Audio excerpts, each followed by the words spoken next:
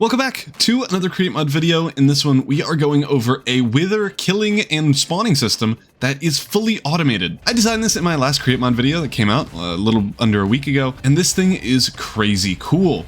We automatically place in, spawn the wither, and then kill them with these two deployers. The benefit with the system is that if you have the Create Enchantment Industries mod, you will never need to replace the swords of the deployers if you're in a new version, because mending works with them, which I learned recently, and that's super cool. The system works by placing in the soul sand with a couple of deployers here, and then the skulls as well. It's not that simple though, because we need to make sure that the soul sand gets placed in before the skulls. If the skulls are placed in first, it won't actually spawn a wither if the soul sand gets placed in last. So first we need to place in the soul sand and then the skulls. I did say in my video that came out earlier this week when I designed this farm that maybe I would try to do a multi-wither system, and that is what we have over here. The multi-wither system works with pushing a piston in, because normally you can't place blocks where the wither is because it's an entity blocking the space, but you can totally push a block in.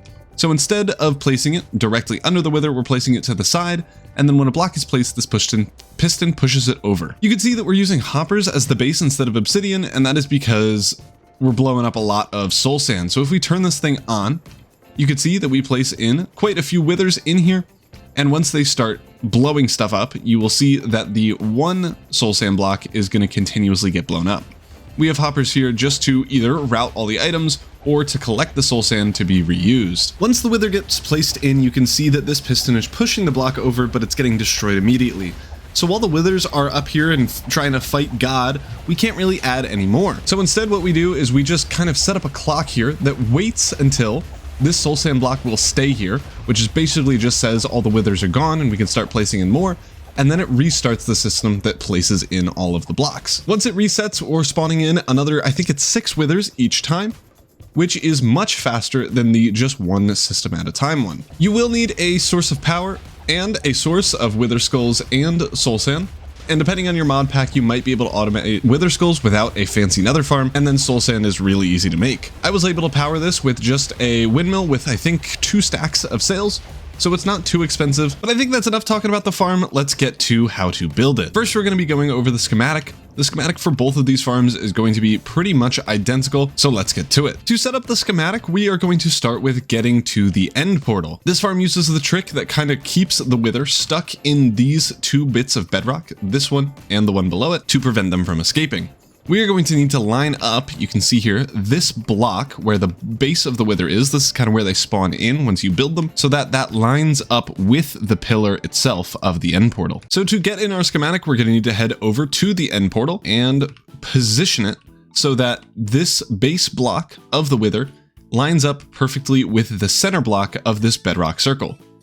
You'll want to dig out an area at least big enough to fit in the farm without like it being in the walls, and that'll also help you organize and navigate where exactly this thing should go. The way I like to do it is to bring it up higher than the block that it needs to be at, and then lining up this base block with soul sand. If you have the portal already, you could just increase this a couple blocks just to make sure that it's correct, and then lower it back down. To lower it now, you should have the very height of the schematic box in line with the bedrock. So we want to increase it so that the deployers are literally on the bedrock below it, and that there is a 2 block gap between this smart deployer and the bedrock here. Once you have that in and it is in the center, we should be good to build it. You will need to obviously supply your own power and your own wither skulls and soul sand. Once we've pasted it in, you should see something similar to this. You're going to need enough wither skeleton skulls to fill up all of these deployers. So you're going to need at least 2 stacks just to buffer these 2 deployers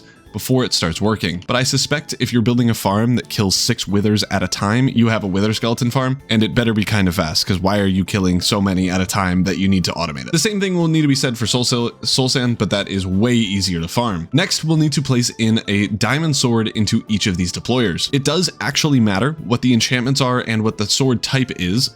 An iron sword will do less damage than a diamond sword, and if these guys don't do the expected amount of damage, there is a chance that the wither will die suffocating in the bedrock instead of getting killed by these, and the nether star will just drop down, potentially going into one of these hoppers and getting refed into soul sand, preventing one of the deployers from placing soul sand, trying to place the nether star instead, and breaking the system until you come along and remove the nether star. So make sure you set it up with the correct enchantments. The sword that you're going to want to have is going to be diamond with sharpness 5, unbreaking 3, sweeping edge 3, and mending. You're going to want to make 2 copies of these. You can increase these with hyper experience, 2 sharpness 6, unbreaking 4, and sweeping edge 4. That will work. And then you're just going to place these in the hands of both deployers. You're obviously going to feed in both soul sand and wither skulls, and then you're going to connect this rotation speed controller to power.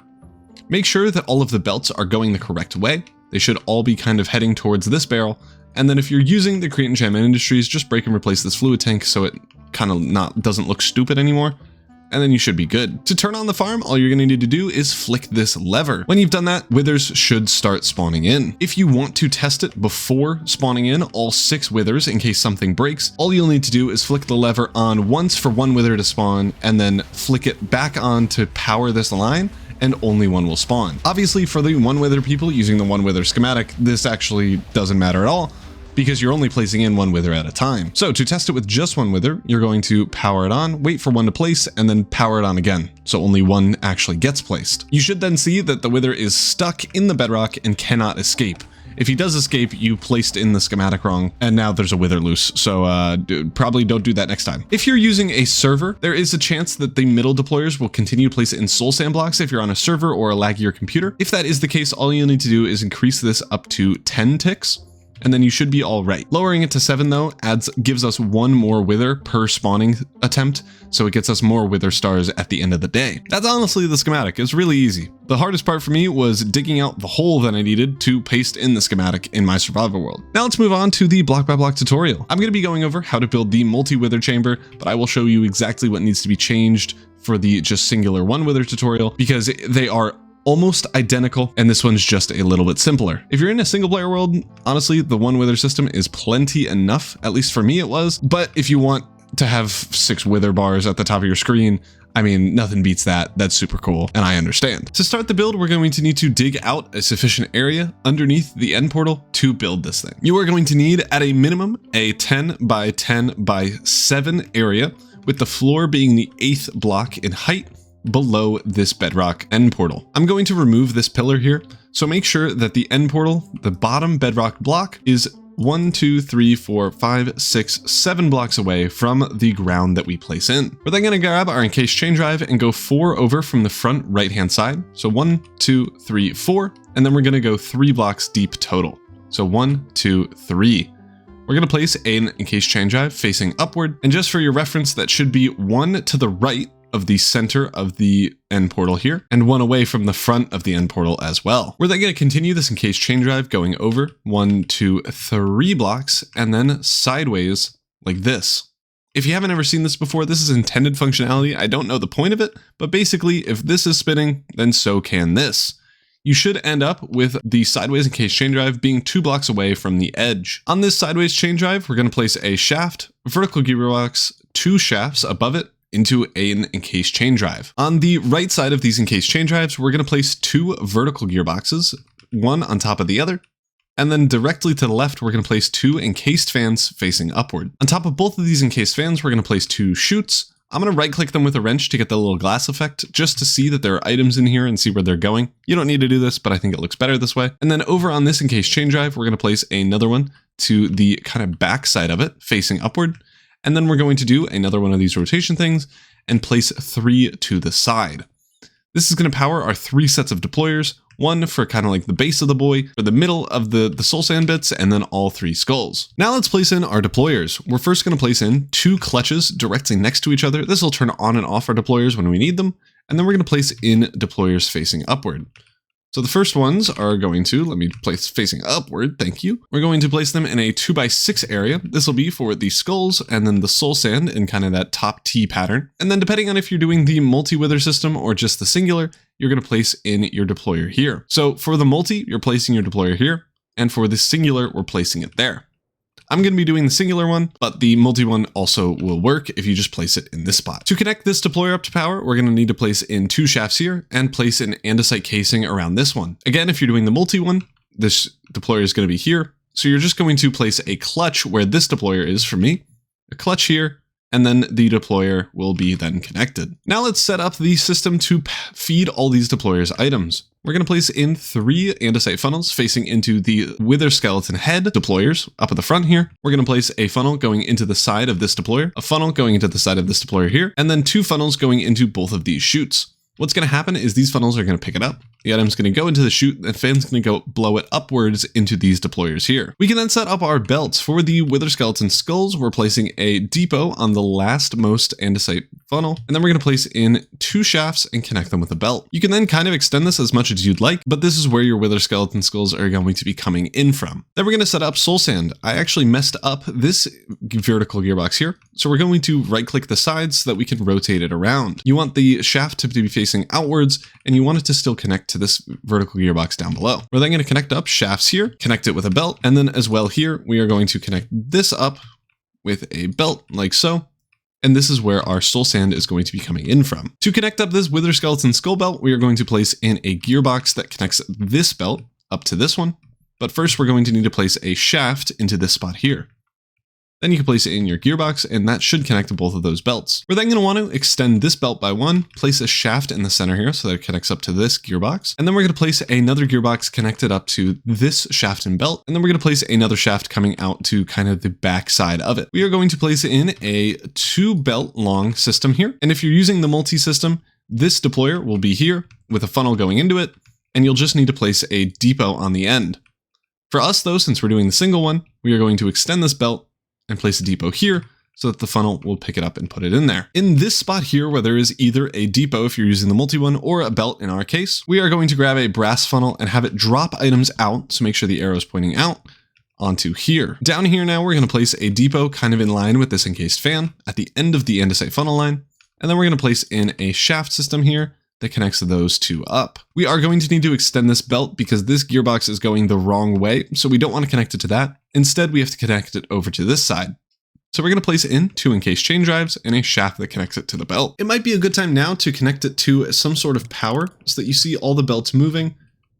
And if you really want to, you can throw some soul sand down onto this belt to see where it goes. We should see if we throw in more than 4 stacks, that soul sand then reaches into all of the hands of these deployers. They will also place them all in because all of these deployers should actually be moving. Once we've verified that, you can remove it again from power, and now we can get onto the kind of on and off system that prevents the skulls from being placed in before the soul sand. So we're going to place in a smart observer facing upward. The arrow should be pointing upward. It needs to be this arrow pointing upward. So let's rotate that around, and we should see, yes, that is now facing the right way. We can rotate this around so that we have a better angle of the filter part, and we're going to want to set the filter here to soul sand. This should power on the smart observer if you have soul sand in front of it, and then if there's no soul sand, it won't be powered. You're going to want to put a redstone torch on the end of this smart observer block, but if you're doing the single placement one like me, you're going to place it on this side. That is because we would be powering this funnel, and we don't want that. So if you're doing the multi one, place it here. If you're not, place it there. On all the other blocks, we're going to need to place in some hoppers, except for this block here. We're going to place it in a smooth stone there, and then hoppers going all the way to this belt block here. So we're going to place our first hopper facing downward onto that belt, the second one on top of it, and then we're just going to go along, routing all of the hoppers into these 2. We're also going to want to place hoppers going into this depot. So from this shaft that powers this deployer, there might be a clutch here. Again, if you're doing the multi-system, we're going to place in a hopper going into either the depot, or for the multi-system, you'll just need another hopper then going into the depot. We're then going to place a hopper on top of that, and that will pick up any soul sand that drops here. And now we can get in our redstone logic. So this is going to be for the single-use system. I'll go into the multi-use one in a second. We're going to place redstone dust here and on top of this block, a block on top of this clutch as well with a redstone dust running into it. We're going to need to place in 2 blocks here for redstone to run on. We're going to place in a pulse extender set to 1 second, redstone dust here, and then a lever on the side of this block. This will be our on and off switch. We're then going to place in just a normal gearbox, and this will be where our power comes into. We'll get that down in a second. We can then just connect up this redstone wire to this pulse extender, and we are good to go. For the multi-use system, you're going to need a little bit more complicated of a contraption. So you have the Redstone Torch here and the hopper going down into the other depot here. We're just going to place Redstone Dust all the way along. We're going to need to place in a permanent block here and then have it go over an andesite encased shaft that we will be running power into. Then we're going into a pulse extender like before that goes into a block. The only other thing we're changing is we're adding another pulse extender set to 7 ticks for a single player world. If you're in multiplayer, maybe set this to 10. Going into this clutch here with a Redstone Dust on top. Hopefully this makes enough sense. If you're confused, there is a schematic in the description that you can paste in creative, or you could just use the schematic in it if you want, but hopefully that's clear enough. And that is the entire placing system for the single placement option. If you're doing the multi-placement option, you will need to add in a few more things. First, hoppers along here on this side of the belt. So one downward, another one, and then one to the side. We're going to need to place in another smart observer here with the filter set to soul sand, so that if there's a soul sand block here, the piston will power. Speaking of the piston, we don't have that in. Over to the side of this smart observer, we're going to place in a permanent block on top of this belt. We're going to put Redstone Dust on top of that and have it kind of cascade upward to another permanent block with Redstone Dust. And then we're going to place a piston kind of on the inside bit of that, which should be facing towards this soul sand block that if we do place, it will move over. Once we have that, get that last hopper in, and we should be good for the placement system. For safety, for the multi-placement one, I would put an obsidian block on top of this pulse extender here, and that'll just prevent it from, if in any way or reason this piston continues to push blocks, it won't push them off into infinity. Instead, it'll stop at the obsidian. From here now, we can get the killing system in. We are going to grab 2 deployers, standing kind of in the middle here on either the smart observer or in the middle block in the center of this spawning area. We're going to place in an observer facing towards us on both of the edge blocks here. They should be 1 block away, I guess 2 blocks away, from where the center pillar would be. We're going to get a brass funnel and put it on the outside coming out of both of the deployers here. And those are going to go out onto some belts. So we're just going to set up a 2-wide belt here, extend it to for now, that works. And then another 2 belt here. This is going to go onto another belt system. We're going to extend this backside, grab a gearbox and connect both of these together with a gearbox. We can then continue to extend this and this one until this one meets up with this main belt. We're going to need to place a shaft in the block right before the end of this belt and connect it up with this belt here. And that will just power this belt. And to power this whole top belt system, we're going to need to connect up this encased chain drive to this belt here.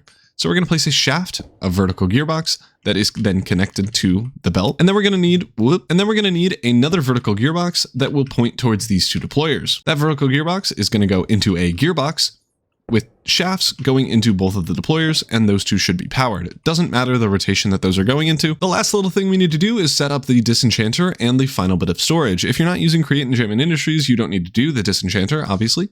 But if you are, you're just going to place the Disenchanter and then a depot, and then diagonally up from that, a barrel with a funnel going into it. This Disenchanter, we're going to place a mechanical pump coming off of it, going away from it, and then setting up a fluid tank here. We're then going to connect up this mechanical pump with a cog to this vertical gearbox here.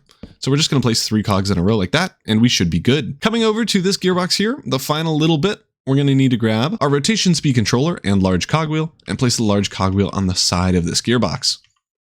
The rotation speed controller is going beneath it. We're going to set this to 128 RPM. Let me get to it.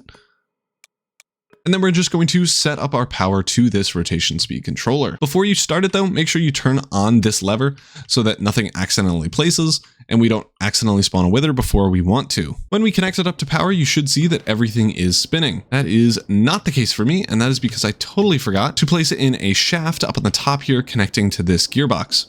When we do that, the top belt should be spinning. The deployers look like they're clicking, and it looks like these deployers will work, but they currently have a block in the way, so they're not going to, and it does look like everything is spinning the correct direction. Before we go any further, we're going to want to set the filters and get our swords for these deployers in. You're going to want a diamond sword with sharpness 5, sweeping edge 3, unbreaking 3, and mending. You can up this with hyper experience to sharpness 6, sweeping edge 4, and unbreaking 3 if you'd want. Once we have 2 swords for each of the deployers, we're going to get underneath them and set the filters of them to diamond swords. This will make it so that they don't drop them out. Then you're going to place diamond swords in both their hands, and then right click this little box here to switch them to attack mode. If you don't have engineering goggles, I would highly recommend getting them, because it will show you that is then in attack mode. Now I think it's time to just start this thing up. Don't start it until I do, and it's okay, because we might have missed something, but I don't think we have. So when we turn this on, we obviously need some wither skulls to drop on here. You are going to need at least 2 stacks and 1 to actually start the farm. If we throw in 2 stacks here, you'll see that only the first 2 deployers pick them up. That's because they have an inventory of at least a stack. But then if we place in 1 more, I lied, they placed them down already. They're all fast. There we go. We'll get in the last skull, and it's allergic to placing in a wither for some reason. I'm in peaceful. That's why. I wanted to get in peaceful to get rid of all the endermen, and I forgot to change it back. Okay. Now, there we go. We have a wither coming in here. We should see that nothing bad happens.